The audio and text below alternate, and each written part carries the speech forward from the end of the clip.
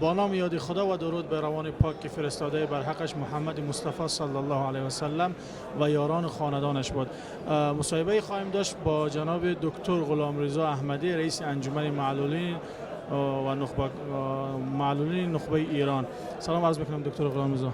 خیلی متشکرم. بنده هم عرض سلام و ادب و ارادت دارم به محضر شما و بینندگان عزیز. در خدمتتون هستم. خیلی متشکرم از اینکه وقتتون در اختیار ما قرار دادید. می‌خواستیم نظر شما رو در مورد 29مین کنفرانس اجلاس وحدت اسلامی کشورهای اسلامی که در حال جریان هست پرسان شویم جویا کنیم.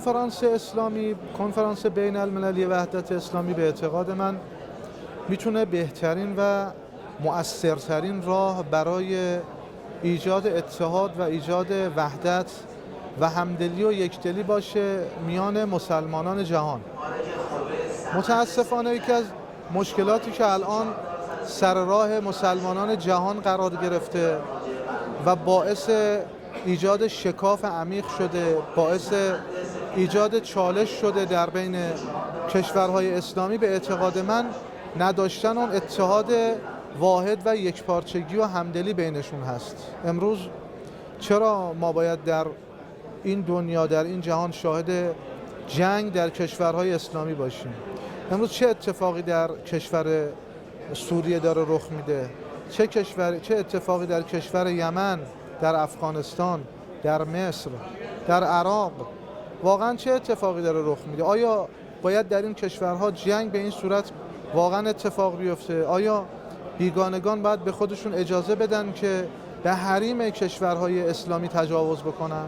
امروز برگزاری یک چنین کنفرانس‌های بین المللی به اعتقاد من نه فقط این که لازم هست و باید برگزار بشه، بلکه من باورم این هستش که تعدادش خیلی کمه. یعنی با مدت یک سال یک بار برگزار کردن این کنفرانس‌ها مدت خیلی کم و محدودیه. باید تعدد داشته باشه. باید سعی بکنن این بحث اجلاس رو از سالانه تبدیل به فصل بکنن. یعنی هر فصل یک کشور اسلامی بیاد نماینده بشه، میزبان بشه و این کنفرانس ها رو برگزار بکنه. بهترین راه ایجاد همدلی، بهترین راه ایجاد یکپارچگی و وحدت میان مسلمانان جهان برگزاری همین کنفرانس هاست که البته صرفاً برگزاری کنفرانس کفایت نمیکنه، یعنی کافی نیست. علاوه بر این که کنفرانس ها رو دارن برگزار میکنن، خروجی کنفرانس مهمه. یعنی چی خروجی مهمه؟ یعنی این که مصوباتی که دستور جلساتی که در کنفرانس علالقاعده داره ارائه میشه و عزیزان روش بحث میکنن، مباحثه میشه و کشورهای اسلامی متفاوتی میان موضوعات مختلف رو مطرح میکنن و به صورت مصوبه میشه و این تصویب میشه، علالقاعده بعد از مصوبه باید اجرا بشه، باید پیگیری بشه. اگر قرار باشه در حد و اندازه خود همین کنفرانس ها محدود بشه و در همونجا مسکون بشه و بمونه و خروجی نداشته باشه، به اعتقاد من ما پیش نمیریم. من یه نکته دیگه خدمتتون عرض بکنم که طولانی هم نشه این مبحث. شما اگر نگاه بکنید متوجه سرعت بیش از حد بیگانگان در مبحث تبلیغات و دخالت‌های متفاوتشون در کشورهای اسلامی هستید. یعنی بیگانگان و دشمنان با سرعت بسیار فزاینده‌ای دارن وارد کشورهای اسلامی میشن و به خودشون اجازه دخالت میدن تو موضوعات مختلف در کشورهای اسلامی. راه حلش چیه؟ راه حلش اینه که کشورهای اسلامی به معنای واقعی اون چه که ما گفتیم امت واحده، این امت واحده شکل بگیره. انما المؤمنون اخوتون فاصلحوا بین اخویکم. یعنی اگر مؤمنان با هم برادرن، اگر این برادری، اگر این برابری، اگر این یکپارچگی به معنای واقعی اتفاق نیفته و به معنای واقعی ما امت واحده که شعارش رو سالیان سال دارن میدن، اگر امت واحده اتفاق نیفته و ما واقعا امت واحده نشیم، من اعتقادم این که دشمن همینطور میاد رسوخ میکنه، با توجه به اینکه دارن تو مباحث تبلیغات و دخالتشون به جد دارن دخالت میکنن، به جد دارن هزینه میکنن. اما در مقابلش کشورهای اسلامی و مسلمان ها هزینه‌ای بابت جلوگیری و اجازه ندادن به دخالت اونها متاسفانه نمیپردازن. این اشکال اصلی و اساسی است. به نظر شما بیشترین سود از اختلاف بین کشورهای اسلامی و مسلمان ها کیها میبرند بیشترین سود؟ طبیعتاً کسانی که از اختلاف بین مسلمان ها خوشحال میشن افرادی هستن که غیر مسلمان هستن، کسانی که مسلمان ها اهم از شیعه و سنی رو قبول ندارن و تمام تلاششون این هستش که بین شیعه و سنی اختلاف افکنی بکنن، ایجاد اختلاف بکنن، شکاف بین اینها رو عمیق جلوه بدن، اگر عمیق هم نباشه عمیقش بکنن، در حالی که بین شیعه و سنی و مسلمان ها اختلافی نیست. اما اون چیزی که خلأ بین اینهاست اینه که به یک اتحاد و یک پارچگی، به یک همزبانی و همدلی نرسیدن. بیگانگان، کسانی که دارن در سوریه دخالت میکنن، کسانی که دارن در امورات داخلی عراق دخالت میکنن، در مصر و یمن دخالت میکنن، در افغانستان و فلسطین دخالت میکنن، بیشترین خوشحالی و سوددهی رو اونها دارن از این قضیه میبرن متاسفانه. به نظر شما اختلافاتی که جهان اسلامی امروز داره بیشتر جنبه سیاسی و منافع داره، منفعت گرایی داره، یا اینکه جنبه عقیدتی و بنیادی؟ ببینید، دشمن در حقیقت جنبه عقیدتی رو نشونه گرفته که بتونه به جنبه‌های سیاسی و قدرتش برسه.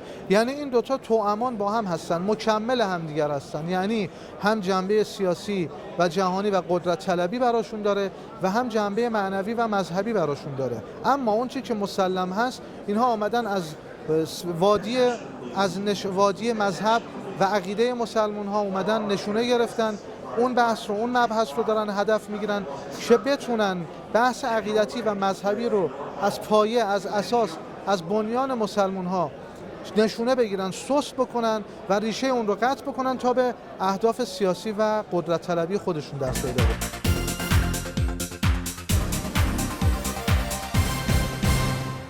لطفاً در مورد انجمن معلولین نخبه ایران یکم برای بیننده‌های ما شرح و توضیح می‌فرمایید؟ بسیار سوال خوبی رو مطرح کردید، من تشکر می‌کنم از شما. ما در انجمن معلولین نخبه ایرانیان یکی از اهداف اصلی و اساسی که الان داریم دنبال می‌کنیم اتحاد، شناسایی و جذب معلولان نخبه و توانمند در عرصه‌های مختلف مدیریتی هستش، در عرصه‌های مختلف کلان مدیریتی هستش. معلولان نخبه‌ای که چه مسلمان باشن، چه شیعه باشن، چه سنی.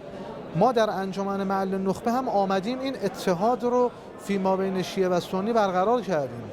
شعار دادیم که باید متحد بشیم و ادعا کردیم و آرمانگرایی کردیم و پای اصول و آرمان‌ها و شعار و اهدافی که دادیم پای اون ایستادگی کردیم. الان الحمدلله در انجمن معلول نخبه ما صدها عضو معلول نخبه سنی داریم که در کنار برادران شیعه به خوبی دارن یک پارچه، دارن با اتحاد و همدلی و وحدت دارن با هم کار میکنن، فعالیت میکنن، برنامه‌ها و راهکارهای مناسب و پیشنهادهای مناسب میدن برای اینکه بتونن مشکلات و موانعی که سر راه معلولان عزیز هست بردارن. تفاوتی هم نمیکنه اینکه ما میگیم معلولین نخبه، معلولان نخبه یعنی معلولان نخبه شیعه و سنی، یعنی اتحاد، یکپارچگی، همدلی، چه در انجمن معلولان نخبه ایرانیان و چه در جهان اسلام حتما باید برقرار باشه تا انشالله به یاری خدا روزی برسه که دیگه شاهد اختلافات و مشکلات و عنادهایی که متاسفانه بیگانگان در بین این عزیزان دارن رخ میدن و رسوخ میکنن دیگه شاهد اون مباحث نباشیم به یاری خدا. جناب دکتر غلامرضا احمدی، مثلا میفرمایید که فعالیت‌های این انجمن و جنبه‌های مختلف که کارهاشو یکم شرح میدادید. انجمن معلولین در 4 گروه معلولان نخبه شکل گرفته. گروه اول ما معلولان نخبه علمی فرهنگی هستند، یعنی نخبگانی که شاهد تحصیلات عالیه هستند، تحصیلاتی که دانشگاهی کارشناسی و به بالاتر.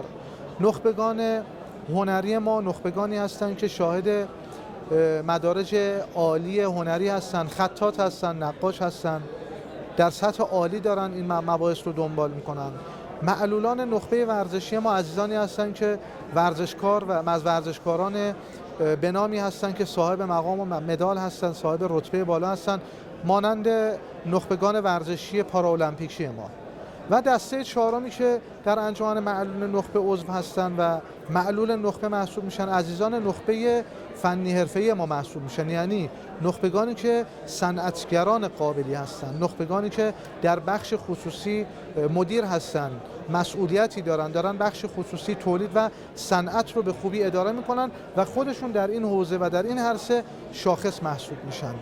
و تمام هدف انجمن معلولین این هستش که برنامه‌ریزی بکنه، ارائه راهکار و طریق و روش مناسب بده به سازمان‌های مختلف، به مراکز مختلف در جهت رفع مشکلات و موانعی که سر راه معلولان عزیز قرار گرفته.